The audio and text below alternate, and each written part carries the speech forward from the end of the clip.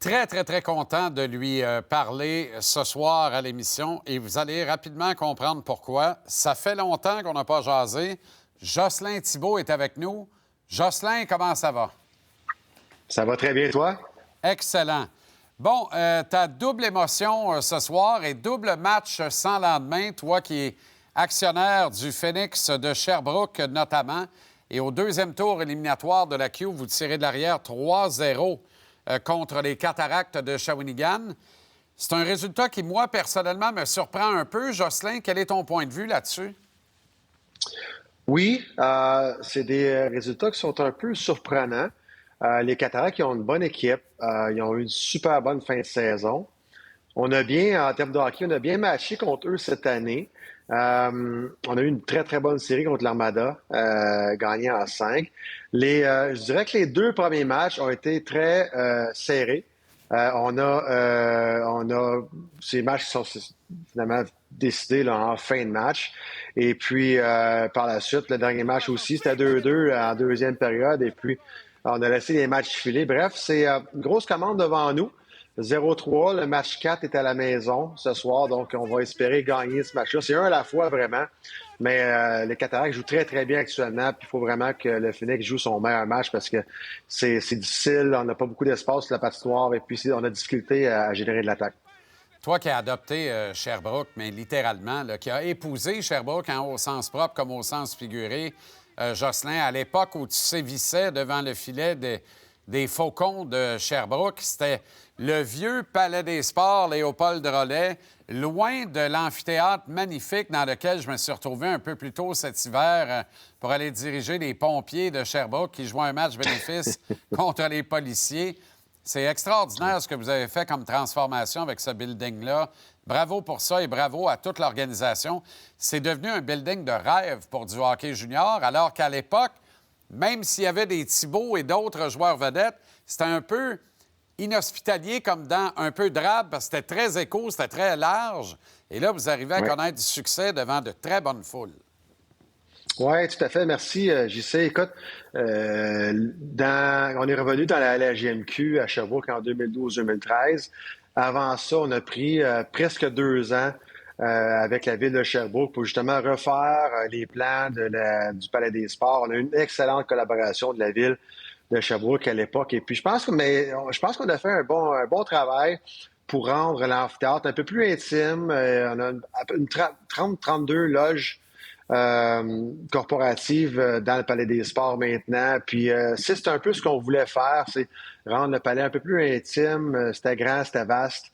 Et on est très heureux du résultat. Et puis je pense que les joueurs apprécient jouer au Palais des Sports. Bien, mais écoute, avant de parler du Canadien, un des motifs pour lequel on souhaitait aussi te parler ce soir, c'est que 896 buts plus tard en carrière, Alex Ovechkin n'a jamais réussi à déjouer Jocelyn Thibault.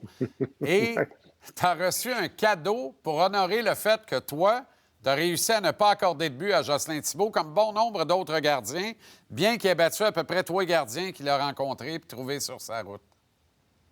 Oui, écoute, c'est une promotion quand même assez cool. C'est Budweiser qui est arrivé avec la promotion, pour ceux qui la connaissent plus ou moins. Tous les gardiens de but qui ont joué le contre Ovechkin, et qui n'ont pas accordé de but à Ovechkin, ben on se retrouve un peu dans un club select. Et puis moi, dans mon cas, j'ai joué un match, j'ai eu 5 lancés de la part d'Ovechkin. Et puis bon, ben tous ceux qui ont justement pas eu de but marqué, ben Budweiser a fait une canette Budweiser 0 là, spécialement vraiment là, modifié là, pour chaque gardien de but. C'est vraiment cool. C'est une belle promotion. C'est une promotion qui marche, je pense, mieux que je pensais. Et c'est le fun. Écoute, sincèrement, j'y sais, si j'avais joué 10, 15, 20 matchs contre lui, probablement que j'aurais pas eu ma canette. Là.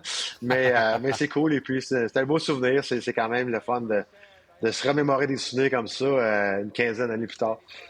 Je vais t'en remémorer d'autres, si tu permets, et peut-être éveiller ceux des gens à l'écoute.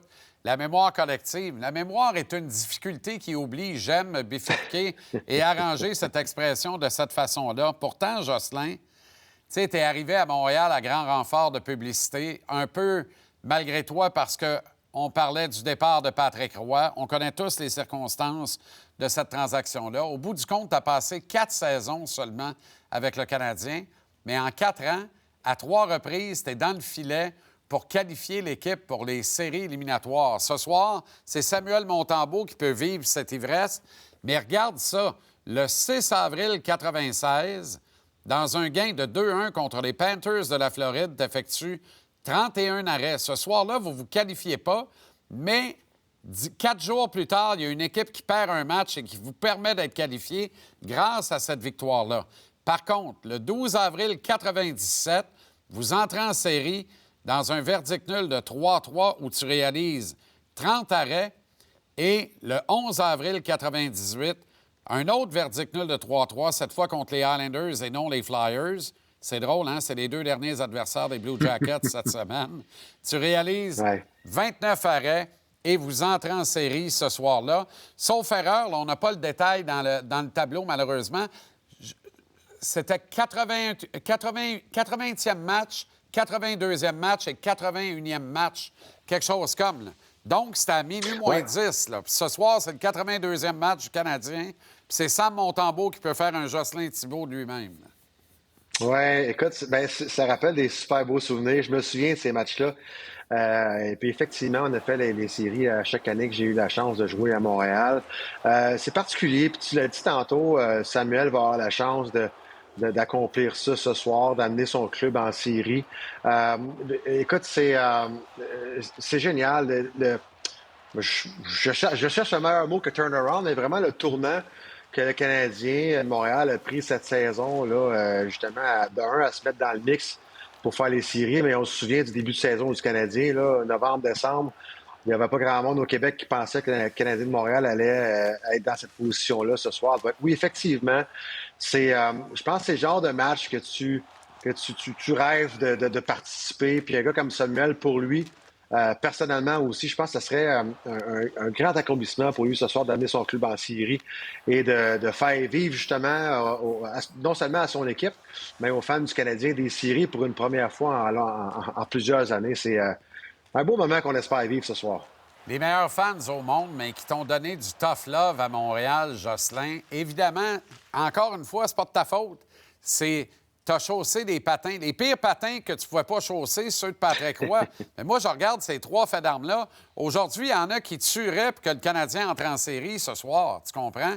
Et toi, tu as réalisé de l'exploit à 3 reprises en 4 saisons à Montréal.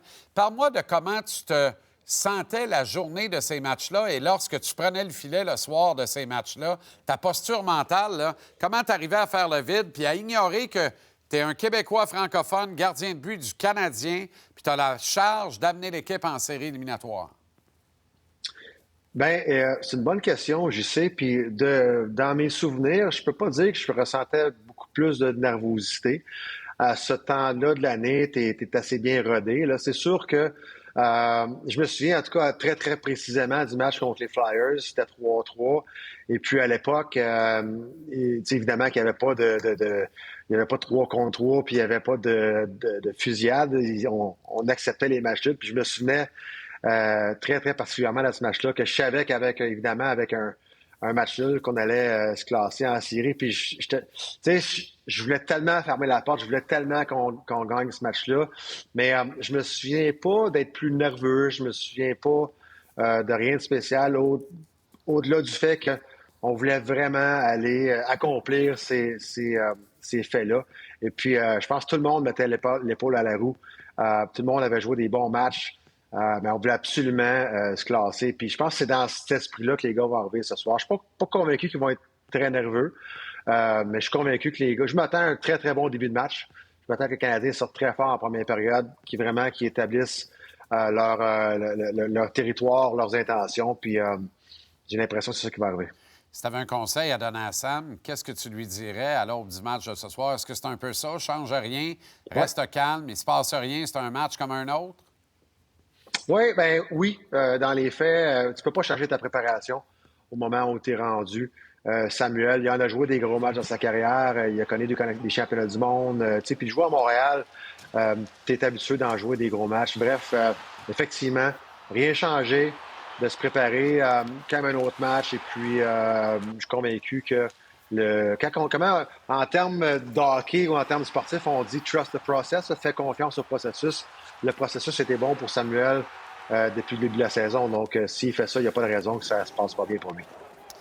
Comment tu l'as trouvé de façon générale cette saison? Parce qu'il a établi des standards que lui-même pensait probablement jamais établir dans la Ligue nationale, quoique je ne veux pas lui prêter d'intention, là. Mais, tu sais, je veux dire, c'est un gardien qui a quand même été laissé pour compte par les Panthères de la Floride, réclamé au ballottage par le Canadien.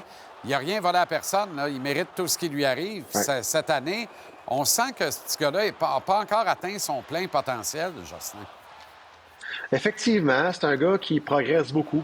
Depuis 2, 3 ans, il est en constante progression.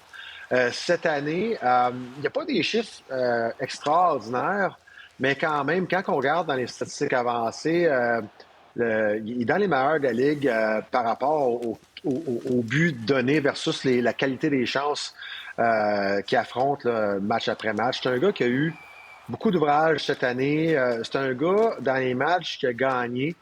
C'est un gars qui a eu des rôles importants à jouer dans les matchs qu'il a gagné. C'est un gars qui a été, qui a quelques matchs difficiles, mais quand même très constant depuis le début de la saison.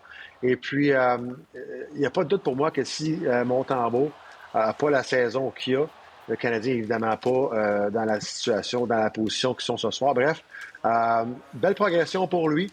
C'est un gardien de but qui, en début de carrière, donnait peut-être un mauvais but par match ou un but un peu discutable par match, mais depuis 2 ans, donne plus ça. Sam est beaucoup plus constant, vraiment diminuer les lancers, les buts un peu plus faibles contre lui.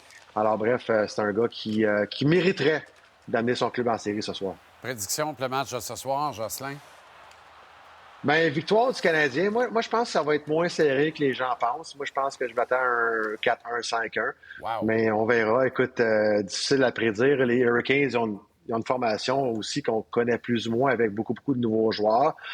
J'ai l'impression que le Canadien va sortir fort puis qu'on va se donner une marge de manœuvre dans le match. C'est génial, mais moi, je te posais la question pour le Phoenix. Non, non, c'est une blague. C'est une blague. Écoute, je vais prendre une victoire de 4-1 ou 5-1 aussi. Ben oui, c'est sûr. Puis écoute, on se la souhaite dans les deux cas. Hein? Puis je fais pas de parti pris par rapport à vous autres ou les Cataractes.